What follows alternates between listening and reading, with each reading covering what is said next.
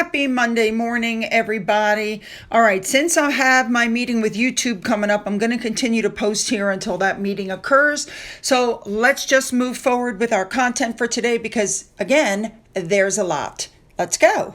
We're going to start off again with King Charles and Camilla. You know, they left and went to Mombasa. Many UK and Kenyan nationalists were there to see them off. So Charles and Camilla arrived by boat, interestingly enough, in Mombasa, and they went to a naval base there, which highlights Britain and Kenya's defense collaboration. They looked very lovely. Camilla looked very lovely, I might say. But anyway, they arrived by boat. Now, I couldn't help but notice that guy standing there with the big, thick beard because he's in a lot of the photos. So I'm assuming that he is one of the security personnel that's watching after the king while he's there, which of course made me wonder, where the heck is Johnny, right? And then all of a sudden, there he is at the top of the gangplank. I don't know if you guys can see him. See him right there to the left of Charles? Yes, Johnny was there keeping an eye on the king. Thank God.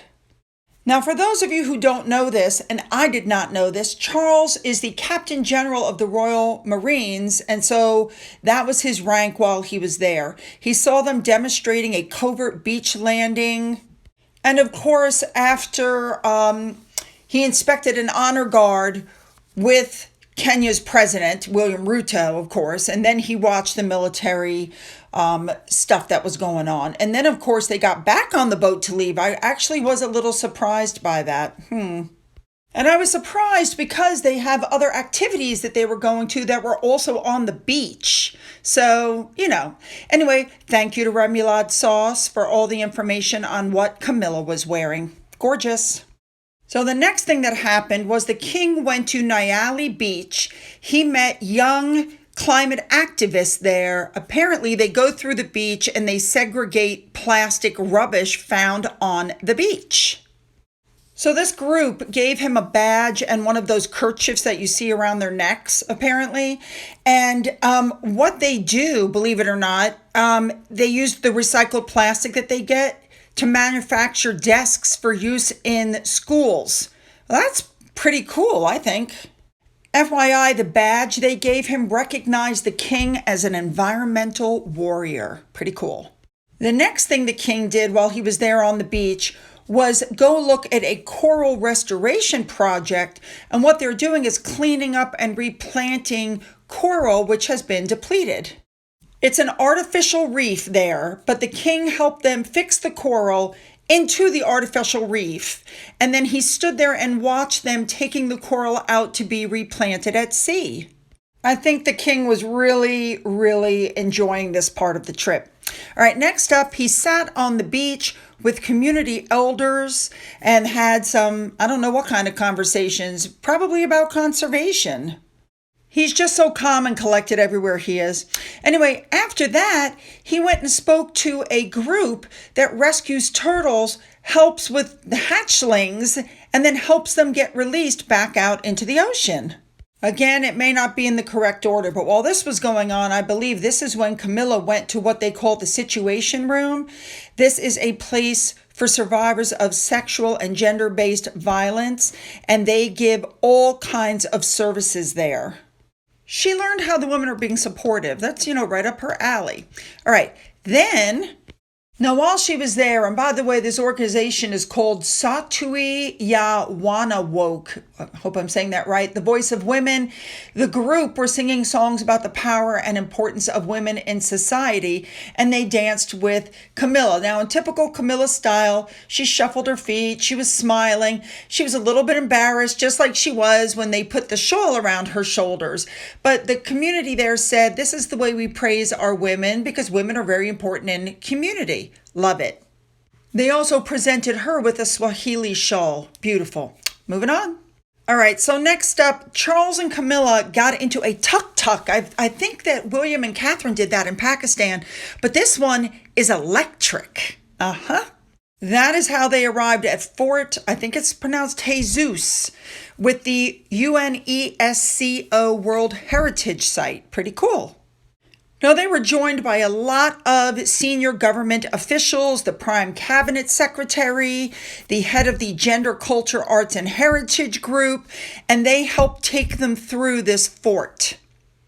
Looks like they were having a good time. Camilla probably went shopping a little more. Okay, now at some point also in this trip, King Charles went to the Mandri Mosque in Mombasa.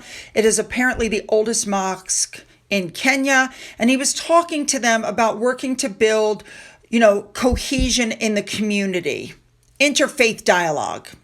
And then before you know it, their 4-day trip was over. They were met again by the president and his wife. They were escorted up the red carpet to the plane. It was pouring rain, but I'm glad Mr. Rudo and Miss Rudo actually went to see them off at the airport. They literally walked them right up to the plane and then turned around and walked back, which I thought was really sweet. And then, of course, I caught Johnny. There he is. A big thank you to Remoulade Sauce, as usual, for all of the information of what Camilla was wearing. Moving on. Now, just like we talked about the brooch, I also want to bring up Camilla's earrings. They were the ones that she wore on her wedding day, and she decided to wear them on this trip, which I think is really, really nice. And by the way, just as an interesting FYI, Camilla never got her ears pierced. She was afraid. So all of these beautiful earrings that she's wearing are clip-ons. I never thought I'd see the day, but yes, or they're the ones with the screwbacks. All right, moving on now. Let's move on to Princess Anne, who, because the king and queen were gone on a royal visit, took over the investiture. She hosted the investitures at Buckingham Palace on November 2nd. Very nice. Now, one investiture caught my attention, and that was Amar Latif. He apparently founded a company called Travel Eyes, and he was made an officer of the Order of the British Empire for his services to the visually impaired and for his entrepreneurship. Very nice. Next up, this Twitter user pointed something out. Apparently, Princess Anne was wearing a cape for the choral evensong at the Temple Church in London. The cape was worn for two very important portraits taken of the Queen. The portraits are from 1968 and 2007. Still sticking with Princess Anne, the Mansion House had its 40th anniversary, and it was hosted by master engineer Raymond Joyce, and so Princess Royal was there. And Princess Anne thanked the master for their donations to LM Appeal and, of course, the Master House Scholarship Fund. Very nice. Next up, we have Princess Catherine and Prince William. They came back after their break because, the kids were on school holiday, and they went to Scotland. They did multiple things. They may not be in order, but I'm going to try to give it a shot. Here we go. So stop number one, because there were multiple stops, was at a charity called Outfit Moray. And what they do is they take kids between 8 and 18 and they help encourage life skills and improve health. Interesting. They do mountain biking, paddle sports, rock climbing, bushcraft, archery, and they organize also school programs, bike maintenance, first aid, cycle training, etc., etc. There you go. Now, this took place at the Burghead Primary School, where this whole thing took place with the outdoor bike session, and there was a course. And of course, the two of them with their constant against each other. They went for a ride through the course. They saw some school programs. They met people who benefited from that group. That group, apparently, they're claiming has benefited over 16,000 children since it opened in 2003. And of course, once again, this all falls into the Royal Foundation and their whole thing about mental health, because being out in the outdoors, Catherine has always said, increases mental health.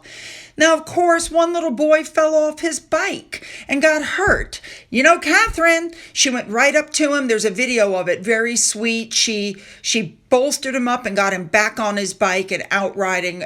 Typical fabulous mother stuff. Love it. Love it, love it, love it, love it.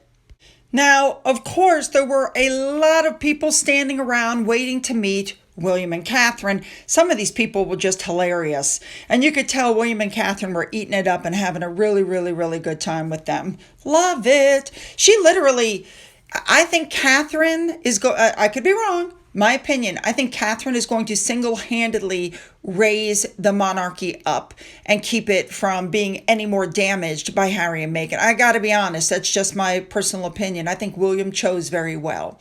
She met with, Catherine met with pupils there, of course, and she got gorgeous flowers. And I mean, you know how she is.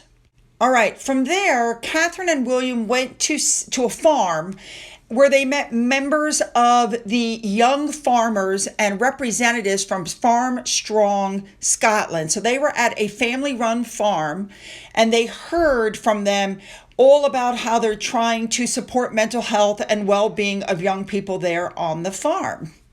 Now, this is very interesting. According to the article, the Young Farmers Group is open to people ages 14 to 29 and gives them opportunities to fight isolation with some socialization. So this Farm Strong Scotland promotes mental wellness in rural Scottish communities and gives resources for farmers with different focuses.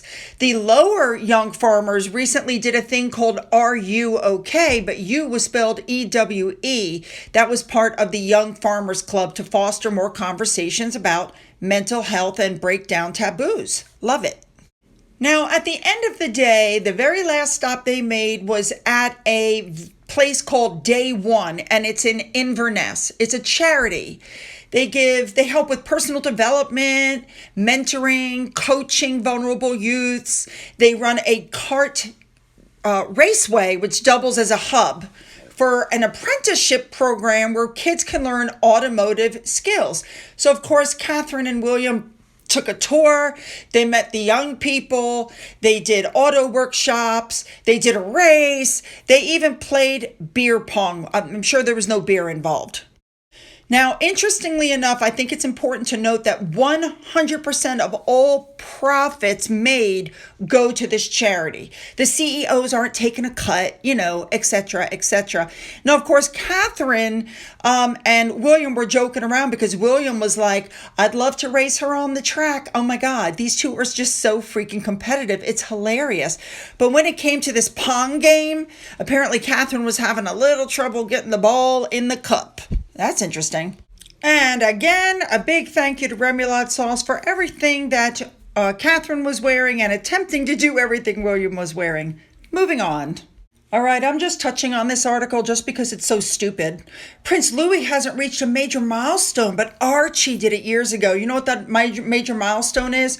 Going on a royal tour. Yeah. All right, again, stupid. Moving on. All right. This I absolutely believe. Apparently, it's coming out that Harry was trying to take over Prince William's popularity because William is an extremely popular royal. He wants to get, the article is saying, the same significance and publicity. So it looks like he's replacing William by being as important as William with the media attention. It is a psychological ploy, and it has failed horribly. William continues to dominate the headlines. Harry is disappearing. And of course, we know that Harry offered to give up his titles and then he backtracked on it. I agree with this article. If Harry had any self-respect left, he would renounce the title himself. Moving on. All right, finally, the articles are coming out saying that Harry and Meghan have been humiliated because we have stated we'd like to send them back to the UK. They have been on the end of huge backlash after all the claims they made against the royal family. I think they thought everybody was just going to love them. But after trashing them over and over and over again, most people have cottoned on to what they're doing. Yes, we would like to send them home. Take them, please. They can't stay here because people don't want to work with people that are, people see as a joke. They have no work ethic and they have no realistic goals. All right, you guys, you know what to do. Put those comments down. Don't forget to hit that subscribe button and that bell. If you've already donated to my coffee fund, thank you so much. And as always, you guys, have a great day.